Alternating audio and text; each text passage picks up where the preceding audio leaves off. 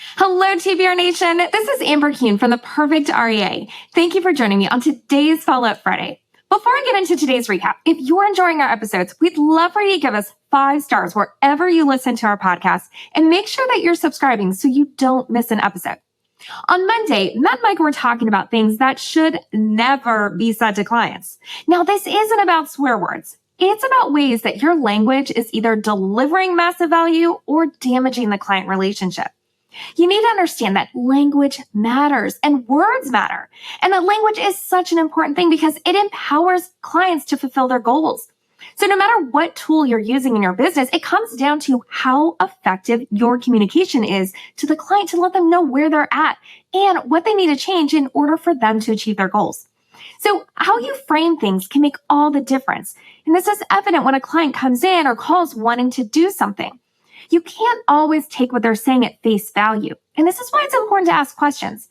And for Matt and Micah, that comes from a genuine level of curiosity. Micah said that his job isn't to get the client to follow his ideas, but instead whether he's helping the client to point them in the direction of achieving their goals. That takes that bias out of things, and you don't get offended if a client isn't following your recommendations. Matt said that he wants the client to have the best financial life, and the way they're going to have this is if he has the best understanding of where they're coming from. This episode stemmed from a recent situation with a client in Micah's office who had some confusion over her Roth conversion after questions she received from one of his team members. Micah said what happened is the team got into this routine mode and they forgot to deliver value in talking to the client about the little things. And this is the importance of not slipping into routine and conversation. Instead, you need to be really intentional about it. They said that it's easy to dismiss this as not a big thing, but it takes real work to do and actually say the words that are delivering value instead of just checking a box. It's why some advisors can deliver massive value and charge a premium fee and why others can't figure out how to get their first client.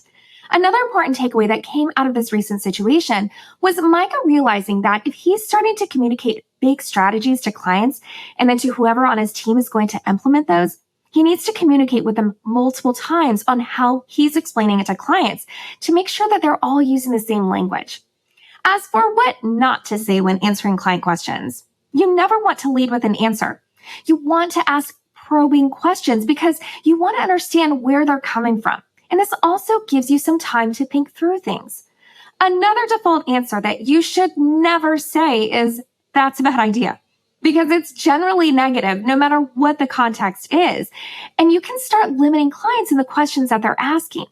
Instead, if a client comes in asking to do something that you would initially think is a bad idea, based on what Matt shared with how he handles this, you can have empathy for how difficult it is for the client to ask that question. You can say, "That's interesting," and ask to tell you more. He's matching their body language as well to make it as inviting an environment as he can. Micah wants to make sure that everyone is on the same page, including the spouse. So by asking those questions, it ensures that everyone is talking about the same thing. He said you want to start at the 30,000-foot view and then work your way down to the answer. So you don't have to take forever to get there, but by doing this, you make sure that you're all on the same page. They wrapped up by sharing that whenever a client is asking a question, that's an opportunity to strengthen that relationship. Let's get into action items. Pick 1 or 2 of your most common communication points and analyze what's being said and how could that message be improved. Anytime you're communicating with clients, you need to be clear about what their action items are and what your action items are. And then surround yourself with top-level communicators. See who's the master of communicating certain things and find out word for word what they're saying, and then emulate that as much as possible. Before we continue, if you're looking for more resources or to learn more about topics Matt and Micah talked about on Monday, be sure to reach out to our team at lifestyle@theperfectra.com for more information. On Wednesday, Matt was joined by former wholesaler turned advisor Anthony Zanetti, who was on the show to share his experience in both environments. They kicked off the episode by discussing Anthony's experience doing presentations for advisors and ending up with a line of prospects wanting to talk to him instead of the advisor. Now that he's on the other side, if he brings a wholesaler in, he makes sure that it's an equal presentation instead of just an introduction and the wholesaler doing 99% of the talking.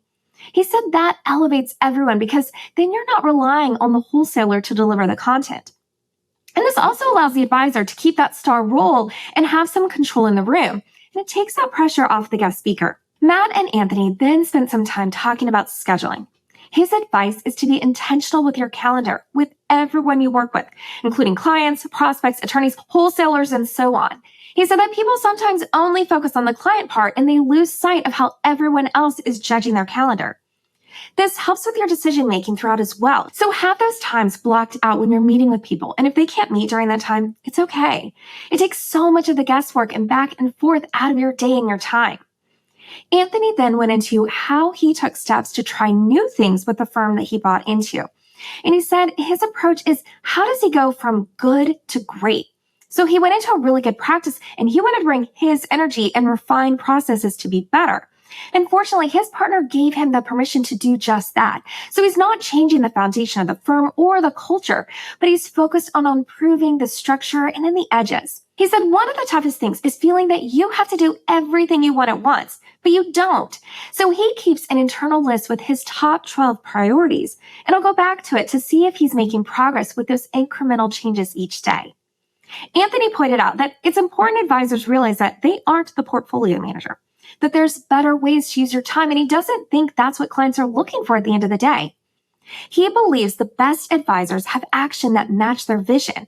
And when there's a disconnect, then not only is it difficult for a manager to help, but there's likely also a correlation in terms of the level of practice success. He shared that one of the lessons he's learned is that the best story wins, that you have to have the knowledge and you have to put everything in the client's best interest first, but you have to be able to communicate strategy and convert something complex into action. Anthony wrapped up with what's an area in his practice where he's trying to apply the most intentionality. And that's with delegation and not only helping his team be intentional, but empowering them to help in areas where maybe they haven't in the past. Let's get into action items. Remember that your calendar is your brand, and it's not just for your clients. It should be for everything that you do. Now, put something on your calendar weekly, monthly, quarterly, and annually. That's a reminder that you control your calendar. And then write out a list of priorities and look to see where you can start making improvements from that list. On Thursday, Jamie wanted to talk about the vocabulary and tool set that you give yourself and your team members to move forward. She started by talking about the trendy words and terms that come out about every couple of years, specifically with work-life balance and burnout, which really mean the same thing. Regarding the term burnout, Jamie said it speaks more to the monotony of what you're doing as a profession and how you aren't balancing all other aspects of your life. So she shared how they handle this at Shalansky & Associates. So in their enterprise office, their team is broken down into pods. And while they're focused on specific things within the organization, they work as a team, which is something that clients understand as well. And this allows a way for not every single thing to be handled only by the financial advisor. But she said that if you set things up so that you go at everything alone and your clients are only coming to you with questions, then that is truly what's going to happen. You're not going to get any reprieve from that.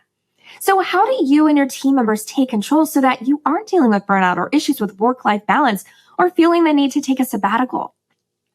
And Jamie's team, she loves to give them a vocabulary to change their perspective. So they go through their calendars and she shares when they need to show up with their A game. So no one can take time off during search, but outside of search, they're really generous with their time off. This also led to the importance of understanding where your employees' needs are and how you can help them. Jamie recommends taking a test so that you can understand your working genius, and then you need to figure out how the people around you work. Another way to help is to make sure that your team has the vocabulary for personal development. You want to surround yourself with like-minded people who are looking to grow and develop in the same way that you are. But most team members and financial advisors need guidance on what they should focus on learning. And Jamie likes to do this quarterly and said it can be done in different spaces. In terms of bringing on a coach, she said that's typically a 6 to 12 month hire unless that coach is constantly leveling up, but that you need to be able to terminate that relationship when it no longer suits you. And you need to look at your team and what kind of coaches they have. And are you bringing someone in 1 to 2 times a year to help level up? Now, with a coach, you want someone who isn't talking about work-life balance or burnout because then that's what your team is going to focus on. Instead, you want people who will ask about time management and how team members are refilling their cup, what things they want to achieve, and where are they in their highest and best use. So with all of this, while it's technically the same subject, it's using a different vocabulary. And you're giving your team a different tool set because through these steps, you're reminding them about their potential. Let's get into action items. Make sure that you're sitting down with your team and scheduling their time off. Look at what your team is doing for professional development and then read and take the assessment for working genius. TPR Nation, before we go, if you're ready to grow and dramatically impact your life and those around you and you want resources to help, reach out to us at theperfectri.com or by emailing our team at lifestyle@theperfectri.com. That wraps up this week's recap. Thank you for joining me, and please share this or any of our episodes with another advisor or team member who you think might benefit from listening. And until next time, happy planning.